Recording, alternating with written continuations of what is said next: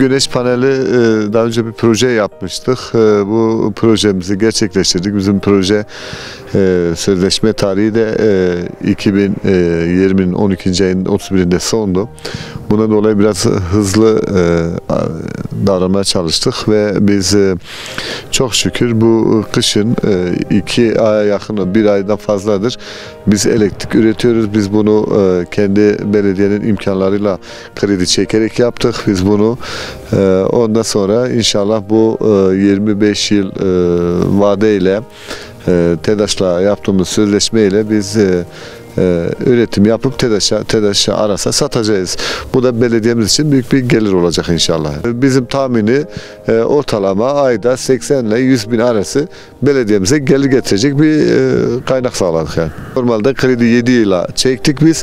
7 yılda kendisini amorti edecek. 7 yıl sonra inşallah belediyemize artık bir gelir kaynağı olacak. Yani bizim personelin neredeyse maaşının %50'sini artık inşallah buradan karşılayacağız yani. Bu tür işte aslında 2-3 tane proje olursa artık belediyelerin de kendi kaynaklarıyla kendini beslemesi mümkün olur.